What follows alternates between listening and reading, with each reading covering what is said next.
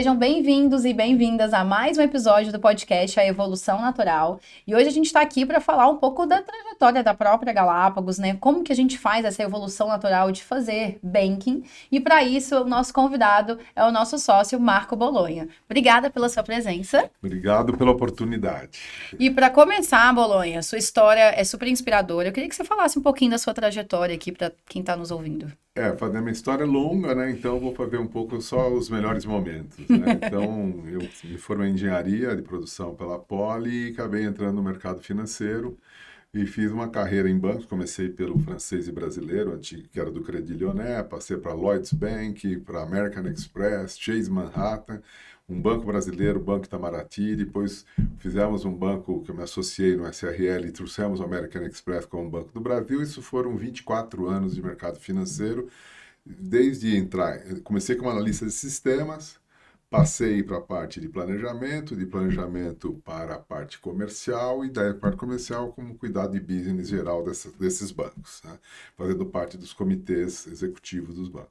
Aí eu tomei a decisão, a partir do momento em que a gente vendeu o banco para o American Express definitivamente, de migrar para a aviação por um convite feito pelo comandante Rolim Amaro, né? Rolim Adolfo Amaro, que me convidou para uma posição de CFO no momento em que tinha recebido um investimento por parte de um private equity, que era o private equity do Garantia, né? Que depois virou Credit Suisse First Boston. Então eu fui indicado pelo private equity, em comum acordo, né, que o Rolim que indicou também, e foi naquela oportunidade no conselho estava o Jorge Paulo e estava o Marcelo Medeiros e um grande amigo também, o Roger Wright, que depois, infelizmente, nos deixou. Tá? Então aí eu passei para a aviação, como CFO, de CFO para CEO, de CEO depois para a posição também de CEO do grupo, da holding, né? E foram aí 16 anos de aviação e culminou com a fusão da LAN com a TAM, que a gente acabou fazendo isso liquidamos isso em 2018, praticamente. Aí com a saída da família Amaro, né, saindo das posições, eu acabei também deixando a organização, continuei com eles, né, com a família Amaro, ajudando nesse processo, e aí foi posições de conselhos de administração. Então, eu já ocupava alguns conselhos, o conselho que eu, mesmo estando presidente da TAM, Latam Brasil, eu ocupava, fiquei 12 anos no conselho de administração da Suzano Papel e Celulose, companhia aberta, até a compra da Fibria. E quando eu deixei, eu era o mais antigo independente, eu deixei o assento para o BNDES. Aí acabei tendo um carimbo de lidar com empresas familiares na minha história, né? Então, eu acabei sendo convidado depois, Grupo Brenan, que é a família, Grupo Edson Queiroz de Fortaleza, Grupo Silvio Santos, aqui de São Paulo, e mais a Copel, que era uma estatal que a gente fez, pulverizamos o controle. Então, são 4 conselhos que eu estava ao mesmo tempo. E aí, em 2019, né, Copel é mais recente, mas em 2019 foi quando saiu a ideia da Galápagos, tá certo? Eu já estava conversando com o Fonseca no final do 18, ele estava no C6, ele estava falando de algumas participações em comitês, dentro do meu perfil de aconselhamento, né? E acabou que na virada do ano, a gente se falou por WhatsApp, eu estava em Tulum, no carnaval, e ele falou, olha, eu estou pensando, saiu mesmo, saí, estou pensando numa nova plataforma aqui, vamos falar na nossa volta? Eu falei, vamos, né? E foi isso, voltou, e aí começou a ideia da Galápagos e foi a teoria da evolução, né? Então, por que a teoria da evolução naquele momento? Era um momento muito particular de mercado, todos vão lembrar que nessa época a gente achava que o juro seria negativo ou zero, né? Estava bem na época da pandemia, né? Pré-pandemia, É né? verdade. Pré-pandemia era uma quantity easing gigante no mercado Isso. de grana, né? E segundo, a parte de política monetária em geral no mundo como um todo caindo, sendo que o Brasil levou a taxa de juros para 2%. 2%. Certo?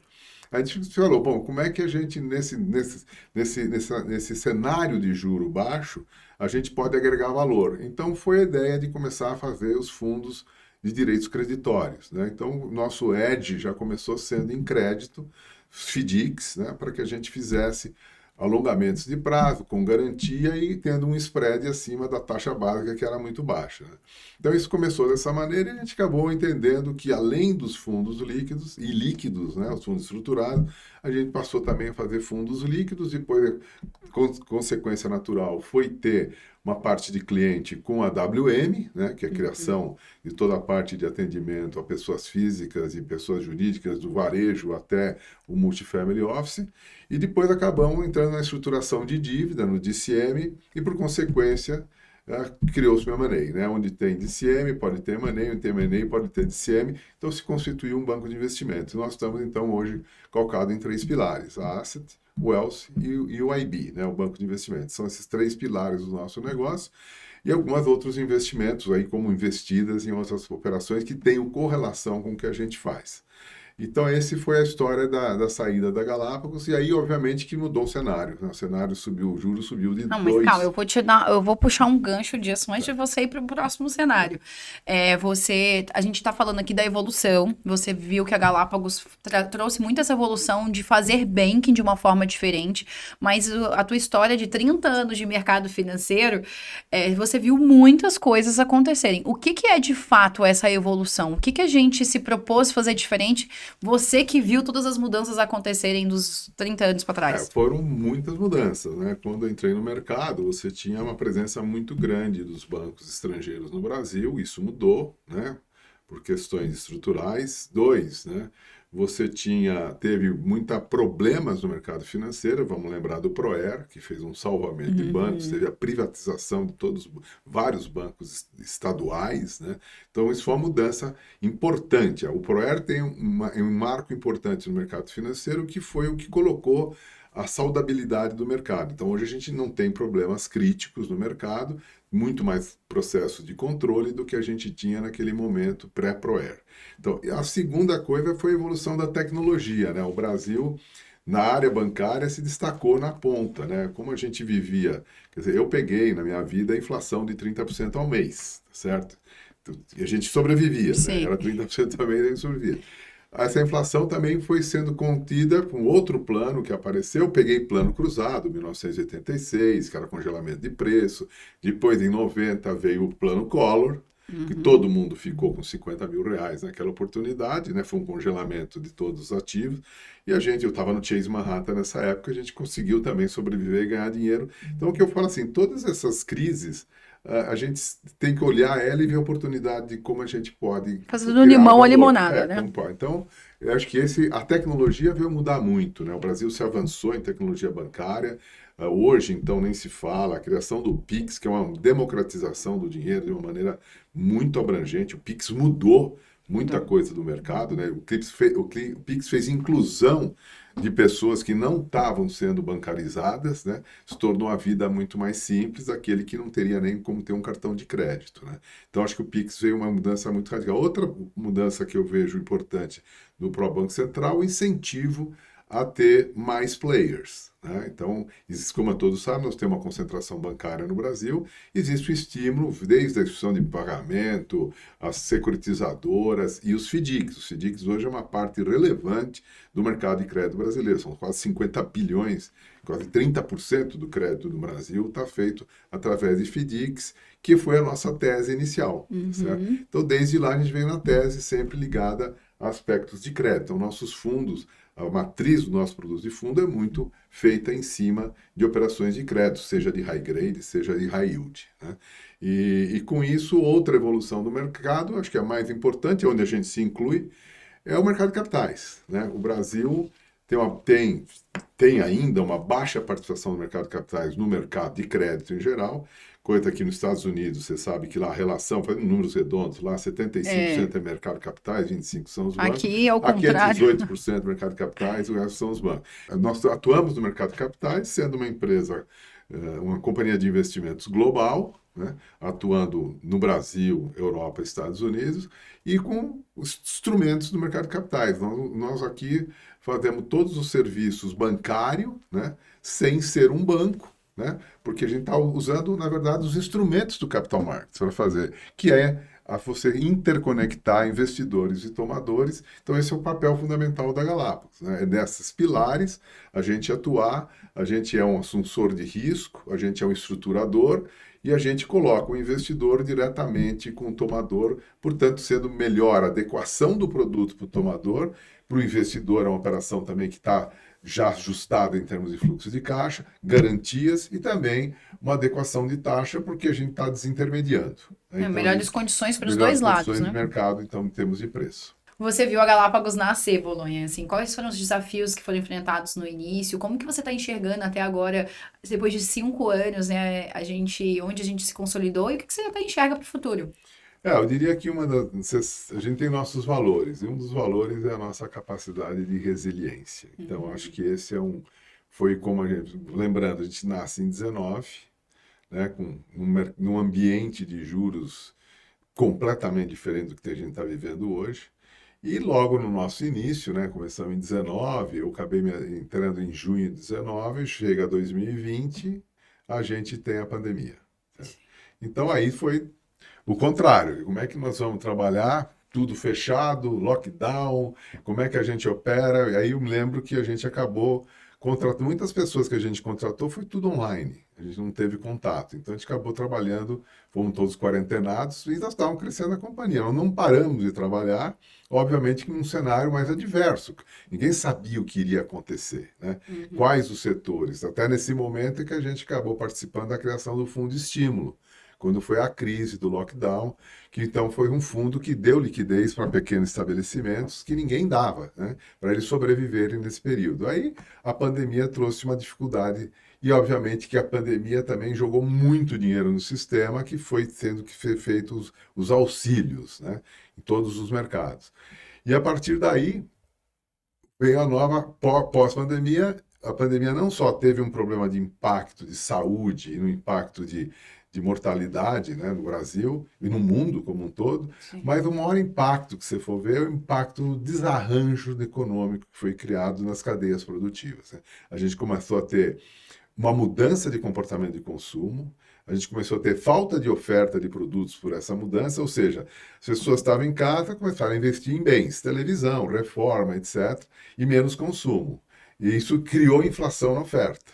Ao mesmo tempo, porque não tinha capacidade de entrega para aquela demanda, aquele perfil de comportamento novo. Segundo, após esse período, a gente saindo do lockdown, foi a volta ao consumo.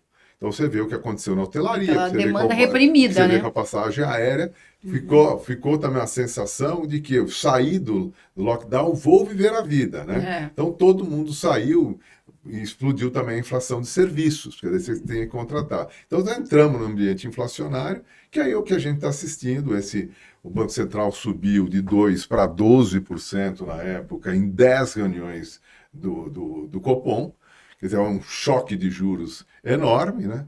E aí vem toda essa parte dos desafios de crescimento, que o Brasil voltou a crescer, hoje nós temos um problema de demanda aquecida, né, que é bom, né, mas é inflacionário, que está levando novamente o Brasil na contramão do mundo, subindo os juros, enquanto o mundo cai os juros, né? Então nós estamos aí com a taxa de juros caminhando para os seus 12%, estamos com o câmbio pressionado, tudo baseado na ausência, né, de um maior rigor fiscal, maior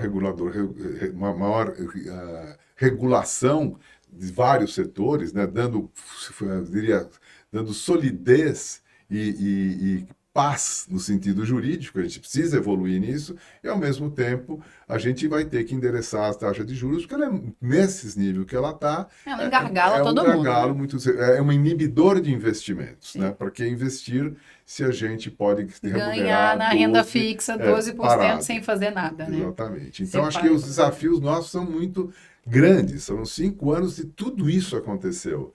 E a gente foi crescendo, né? A gente chegou a praticamente 400 funcionários, saindo na época, eram 8, 12 pessoas, né?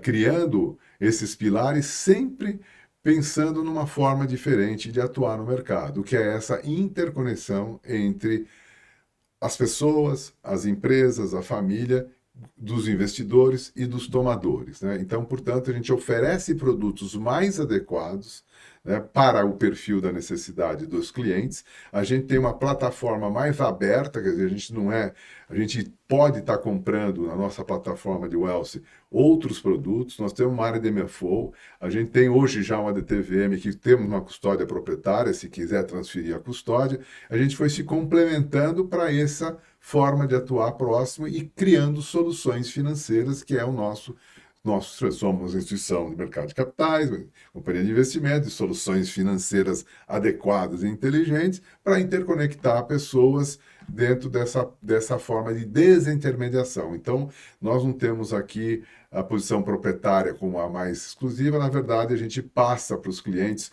A gente não atua com agente autônomo, né? A gente cobra taxa de gestão e todo e qualquer benefício, rebate, comissão é dado para o cliente, que a gente entende que vai ser uma nova forma do mercado de capitais trabalhar, ou seja, aquela... Que já é lá fora, que já né? é dessa Vai chegar vai aqui. chegar aqui que atender. Então a gente está sempre se avançando no tempo, olhando essas perspectivas e acha que o mercado vai crescer, porque mesmo que você tenha um crescimento menor, a migração de mercado de capitais, que é 18%, qualquer 1% de migração dos bancos para esse mercado é muito dinheiro. Então, a gente quer estar posicionado como uma empresa de soluções financeiras atuando no mercado de capitais de uma forma transparente, de atendimento próximo, engajamento. Somos uma partnership, que significa que todo mundo aqui está engajado, está no skin the game, e podendo atender clientes do que ter estruturas morosas. A gente nossa velocidade de decisão também é grande, a gente trabalha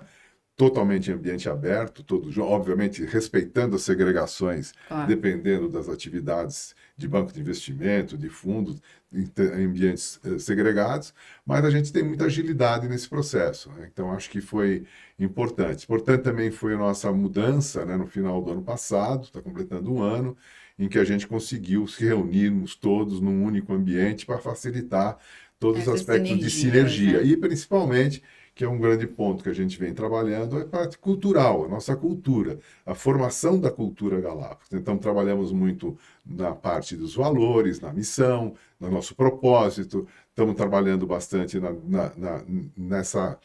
nesse download, né, dessa informação a todos os funcionários para entender uma cultura que vai ser a cultura Galápagos, né? Ela está se formando, a gente está fazendo um trabalho consistente sobre isso, ou seja, 5 anos de muita coisa acontecendo, Sim, com muitas coisas de mercado acontecendo ao mesmo tempo. E a gente está aqui, graças à resiliência nossa, como eu falei, graças à nossa partnership, que isso é que dá o engajamento de querer fazer sempre melhor, né? Fazer mais com menos, né? A gente tem uma forma de atuar bastante aberta, bastante acessível, bastante próxima dos clientes. Então, acho que esse é o nosso principal atributo, né? Vamos chamar assim, para a gente ter sucesso, né? Dentro dos nossos valores e atuando sempre com o cliente em primeiro lugar. E aí, até para finalizar o nosso podcast, que chama A Evolução Natural, qual é a evolução natural que você enxerga para o nosso mercado e até para nós mesmos? Então, a evolução natural do mercado, como eu falei, é cada vez mais a tecnologia está mudando muita coisa, né? O acesso hoje que você tem à informação é muito mais fácil do que você tinha antigamente, certo? Então, primeiro, todas as informações são disponíveis em frações de segundo. E vem aí a inteligência artificial. Vem aí não, já veio. Já veio, Quem né? não sabe já estava atrasado. Já não é mais opção, né? É obrigação porque facilita muito os processos decisórios. Você tem uma pesquisa que você queira fazer em 7 segundos, você levaria um mês para você pesquisar. Então, o uso da inteligência artificial a favor do homem, não é que a inteligência vai substituir o homem, é a favor do homem, para o processo decisório, para o processo também de operações repetitivas serem muito mais simples, é uma mudança que vai se consolidar cada vez mais no mercado financeiro. E eu acho que quem não fizer vai estar fora do game, certo? Porque os clientes vão exigir.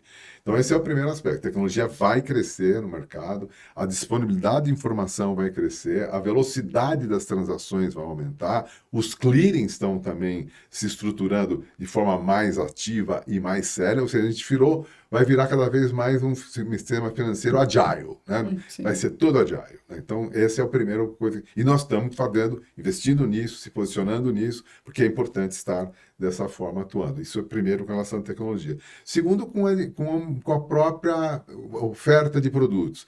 Hoje a CVM, né, vem colocando mais flexibilidade na criação dos produtos, está tendo uma desregulação incentivando a concorrência. Então nós vamos ter mais incentivos de concorrência e, portanto, menos concentração bancária. Eu vejo que essa é a tendência, né, o crescimento do mercado de capital. Então a gente vê o nosso futuro dentro desse ambiente, né? E a Galápagos, o que nós temos pela frente? Né? Consolidar nossas atividades, crescer, né? Já estamos hoje com quase 23 bilhões sob gestão. Nós temos aqui uma ambição grande, né, de crescer né, sob gestão, ou também crescer no mercado de estruturação de crédito. E temos o nosso espaço, hoje que a gente consolidou bastante a nossa marca e a nossa forma de atuar. A gente se posicionou dentro do mercado e a gente tem um bom crescimento pela frente, mesmo apesar da diversidade que a gente vai enfrentar no ano que vem, com tudo isso que a gente falou, de juro praticamente caminhando para 14, com dólar, né, caminhando para 7, é realmente um ambiente bastante complicado. Mas empreender no Brasil é isso, né? Não, mas é o que eu falei, eu passei, desde 1979, anos 80, eu estou no mercado, certo? Eu já vi de tudo. E a gente passou. Né? Sobreviveu e tá aí. O plano cruzado, o plano Collor, tudo, tablita, o que você possa imaginar, pandemia, tudo.